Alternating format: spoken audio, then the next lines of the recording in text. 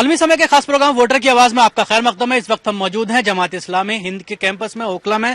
ہمارے ساتھ کافی تعداد میں لوگ موجود ہیں۔ اس پروگرام کے ذریعے ہم بات کرتے ہیں کہ جو مسلمان آزادی کے 65 سے 68 برس بیت جانے کے باوجود ابھی تک سیاسی، معاشی اور تعلیمی لحاظ سے کیوں پچھڑا ہوا ہے۔ سچر کمیٹی کی سفارشات آئے ہوئے بھی تقریباً 6 سے زیادہ سال ہو چکے ہیں، لیکن ان کا نفاذ کیوں نہیں ہو پایا، ان کو نافذ کیوں نہیں کیا گیا۔ جب بھی الیکشن آتا ہے تمام ہی پارٹیاں کوشش یہ کرتی ہیں کہ مسلمانوں کے ووٹ کو لیا جائے، اس کو حاصل کیا جائے، اس کے لیے طرح طرح کے وعدے کیے جاتے ہیں، چاہے وہ ریزرویشن کی بات کی جائے یا اور جو مسائل ہیں ان کو لے کر آتے ہیں۔ لیکن جب سرکاریں بن جاتی ہیں، حکومتیں بن جاتی ہیں، تو جو مسلمانوں کے مسائل ہیں ان کو حل کرتا ہوا کوئی بھی نظر نہیں آتا۔ کیا کہنا ہے آپ کا، کس طرح کے مسائل ہیں؟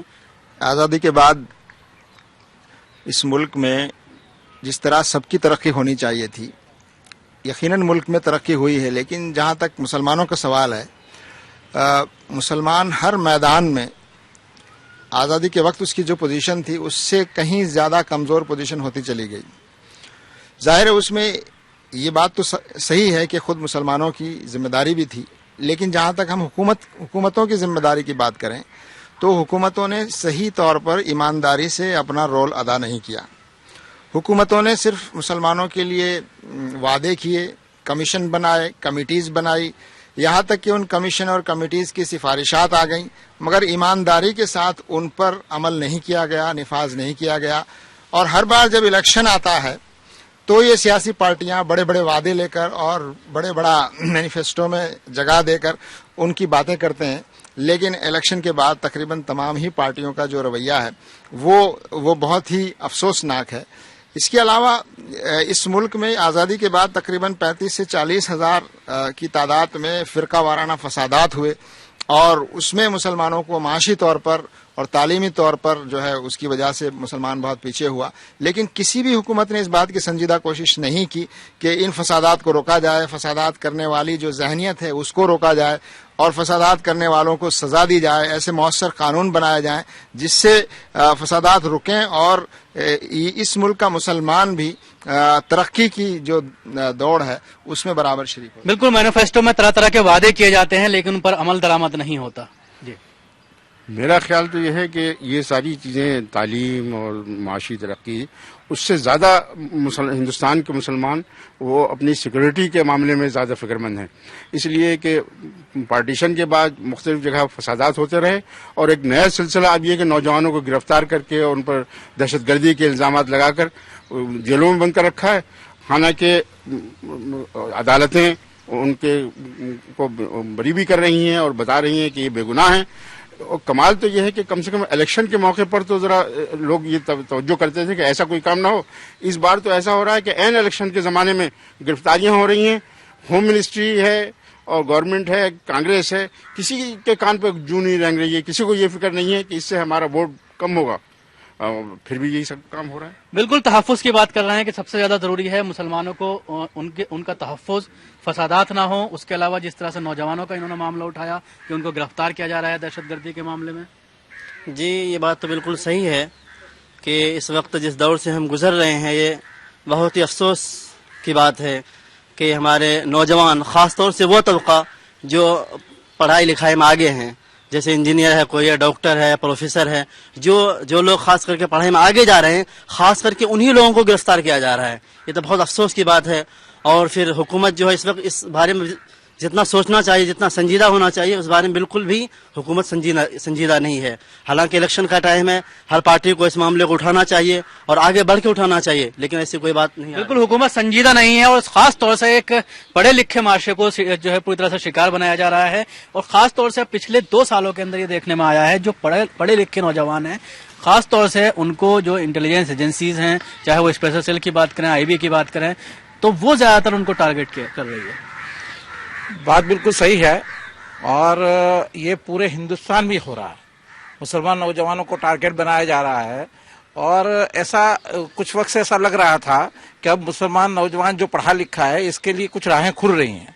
بہت ساری ایسی کمپنیز، پرائیویٹ کمپنیز میں بھی، جیسے کارپوریٹ سیکٹرز میں بھی مسلمان نوجوانوں کو، بچوں کو جو پڑھے لکھے تھے ان کے لیے کچھ جگہیں ان کے لیے بن رہی تھی، لیکن اب یہ ٹرینڈ شروع کر کے وہ ساری چیزیں روک دی گئی ہیں، اور ایسا محسوس ہو رہا ہے کہ مسلمان نوجوان ایسا سمجھتا ہے کہ ہم پڑھنے لکھنے کے بعد بھی ہمارے لیے تو یہی جگہ ہے جو ان لوگوں نے طے کر دی ہے۔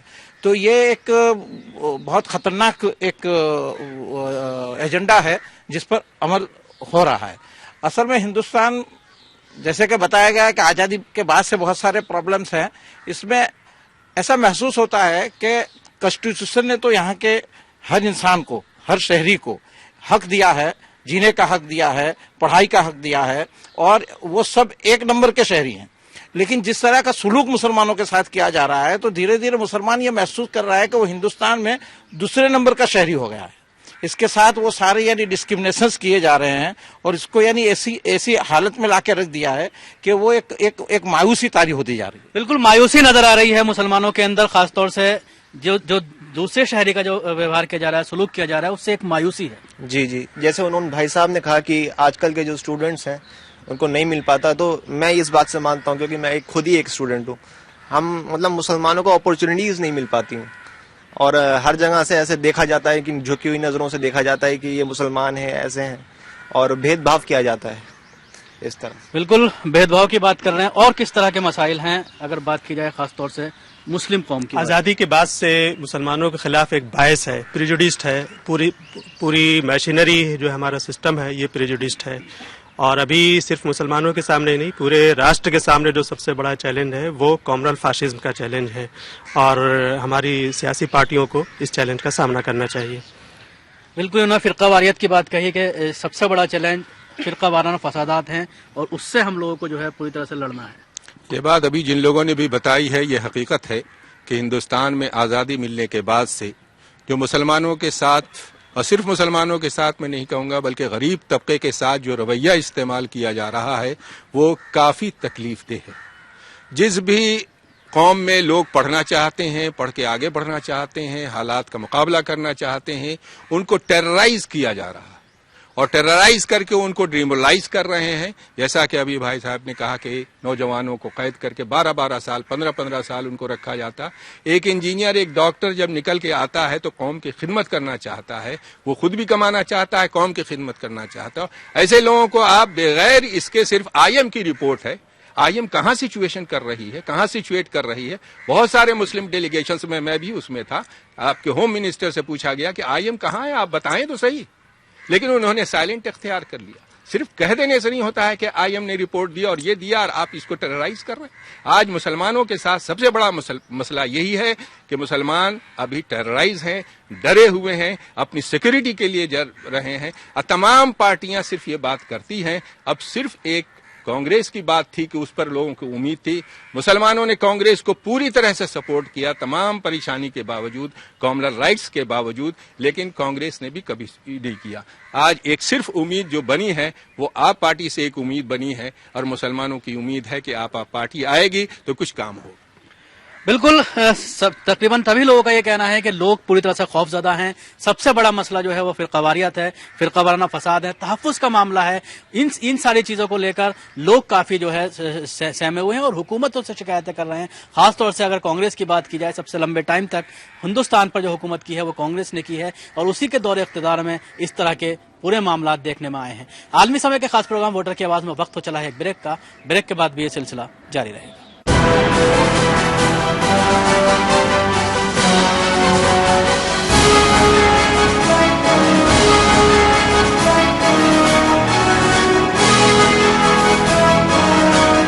लाल लाल टमाटर, फिर समोसा हो या बर्गर, टॉप्स केचप, इंडिया का इंटरनेशनल टेस्ट, टॉप्स लाइफ में लाए मजा.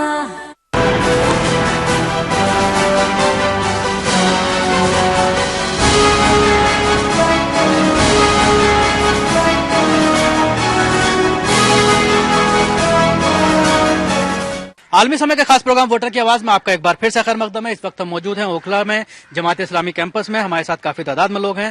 ہم بات کر رہے ہیں کہ کیا وجہ ہیں، کہ وجوہات ہیں جن کی وجہ سے مسلمان پچھڑا ہوا ہے. سچر کمیٹی نے کی رپورٹ نے ثابت کر دیا کہ مسلمان دلت سے بھی پچھڑا ہوا ہے. اس رپورٹ کو آئے ہوئے بھی 6 سال ہو گئے لیکن اس پر عمل درآمد نہیں کیا گیا.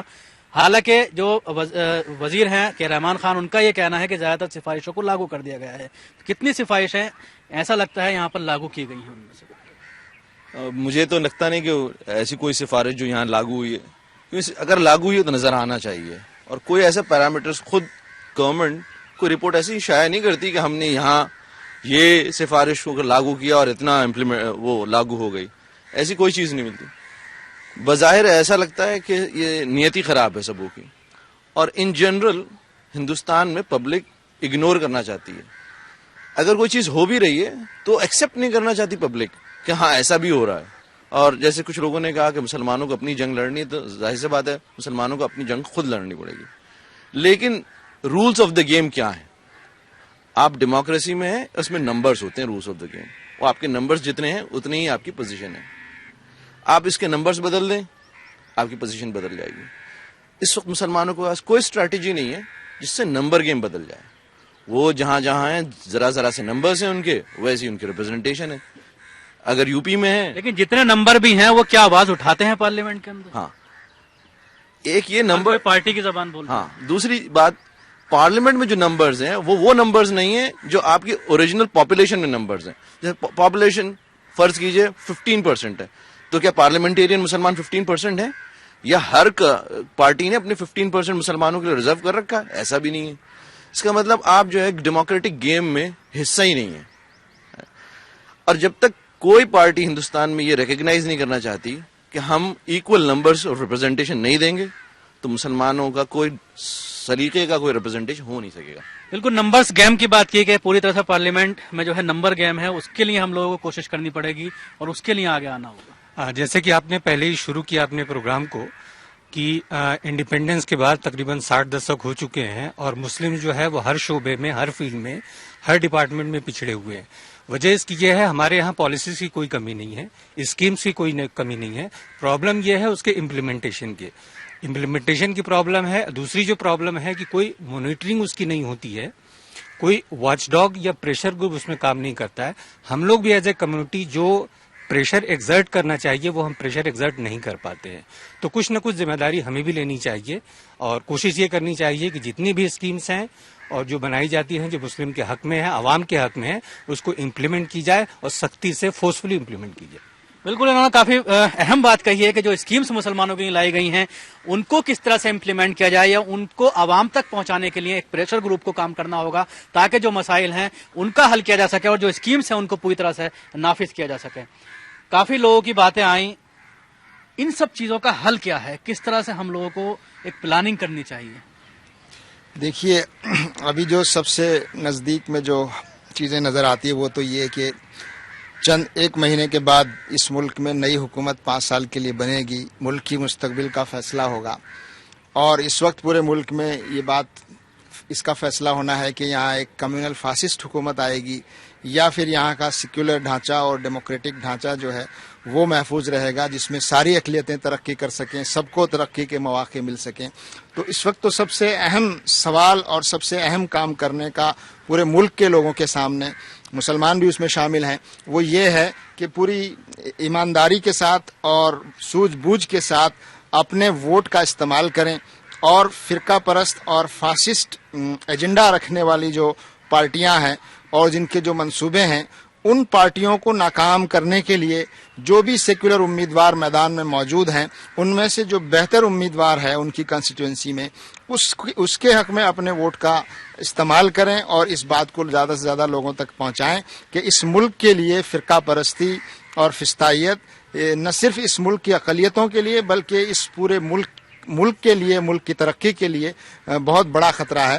تو اس الیکشن میں سمجھداری کے ساتھ ووٹ کرنا یہ ایک سب سے بڑی ذمہ داری فوری طور پر بنتی ہے. بالکل سمجھداری کے ساتھ ووٹ کرنا, جمہوریت کو بچانے کی کوشش کہہ رہے ہیں کہ جی سلیم انجینئر صاحب نے جو بات کہی میں اس کی تائید کرتا ہوں کہ اس وقت مسلمانوں کو یک طرفہ یہ فیصلہ کرنا ہوگا کہ جو کمیونل فورسز ہیں ان کو شکست دیں, اور جو سیکولر کینڈیڈیٹس ہوں صاف ستھری شبیہ والے ان کو جتانے کی کوشش کریں.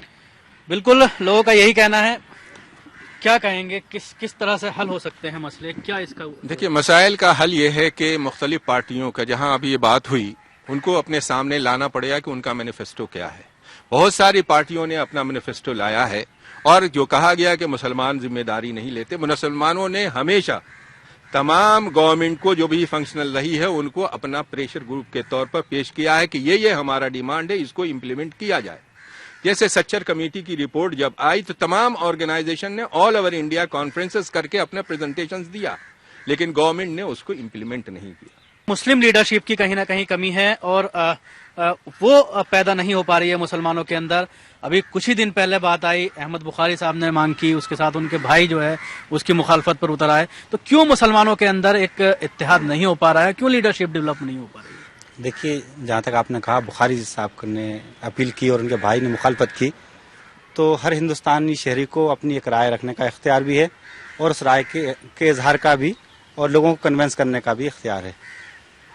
اب مسلمانوں کے تعلق سے اگر دیکھیں تو اگر بہتر یہ ہوگا کہ جیسے آل انڈیا مسلم مجلس مشاورت ہے جو اسی کام کے لیے بنی ہے کہ مسلمانوں کے مسائل میں وہ مشترکہ طور پر کوئی چیز طے کریں اور اس کو پریس کے سامنے اور عوام کے سامنے پیش کریں، تو بہتر یہ ہوگا کہ اسی کو اور زیادہ مضبوط کیا جائے، استحکام کیا جائے اور ایک پلیٹ فارم سے کوئی اپیل کی جائے تو زیادہ مناسب ہوگا. بالکل، ایک پلیٹ فارم سے اپیل کی جائے. جی، ہندوستان کی ترقی میں ہندو، مسلم، سکھ، عیسائی سبھی نے حصہ لیا ہے جی. اور سائنس اور ٹیکنالوجی میں ابوالکلام دیا ہے مسلمان، تو یہ سائنس اور ٹیکنالوجی کی طلبہ کو اس طرح سے خرید کرنا ہی مناسب ہے. مسلمانوں کی لیڈرشپ ظاہر سی بات ہے مسلمانوں سے آئے گی، ان کی سینس آف میچیورٹی سے آئے گی. یہ قوم آزادی کے بعد اپنے زوال پہ اور اٹھنے کے لیے اس نے کوئی اسٹریٹجی ایسی بنائی نہیں ہے. اور اب آپ جو دیکھتے ہیں، جو نمبر گیم کی میں سلسلے میں کہہ رہا ہوں، وہ خود مسلمان نمبر گیم اپنے خراب کرتے ہیں. وہ اب اپنی ذات کی بنیاد پہ ووٹنگ کریں گے، عقیدے کی بنیاد پہ ووٹنگ کریں گے، جماعتوں کی بنیاد پہ ووٹنگ کریں گے اور اپنے نمبرز توڑ دیں گے. دوسری چیز، وہ اپنے سے علاوہ آگے سوچیں گے بھی نہیں.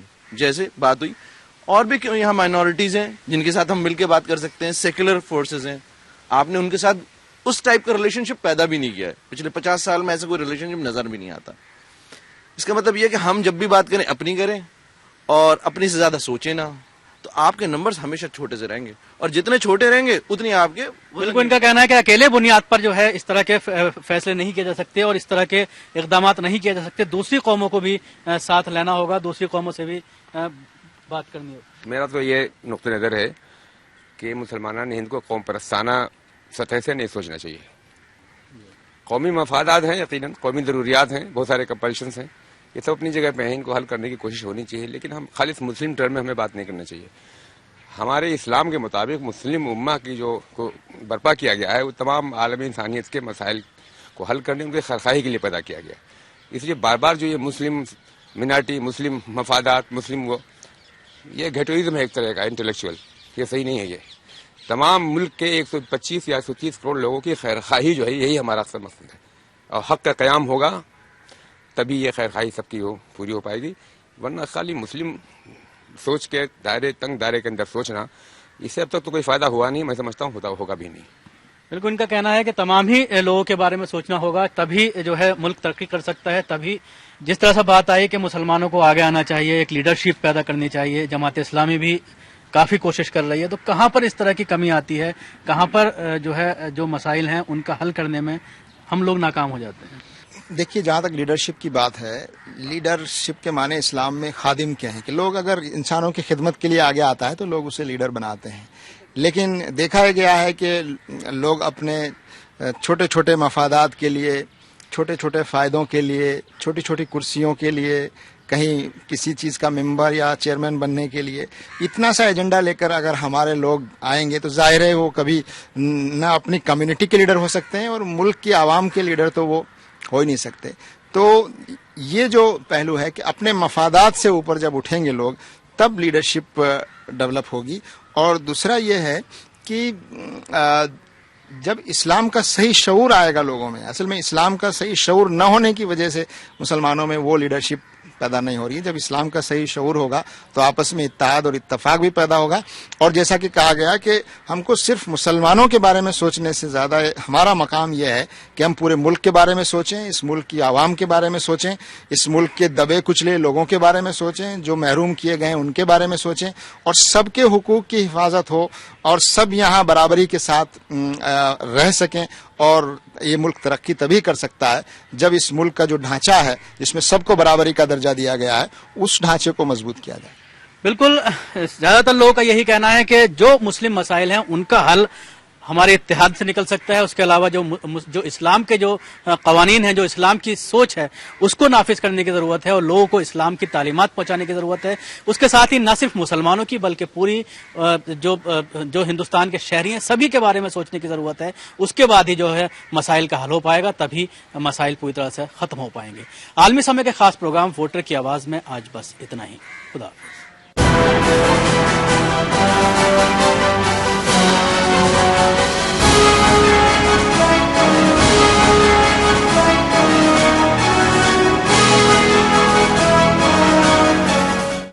इंडिया का इंटरनेशनल टेस्ट टॉप्स लाइफ में लाए मजा.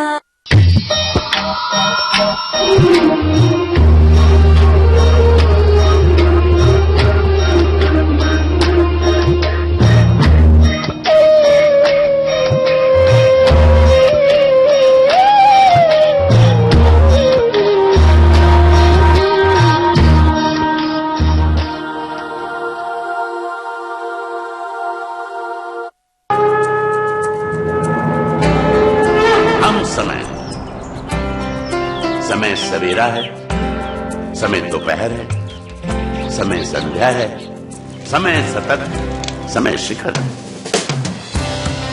समय अनवरत है, समय अनश्वर है, समय शाश्वत है, समय अपार है, समय का सूरज है, समय की पृथ्वी है,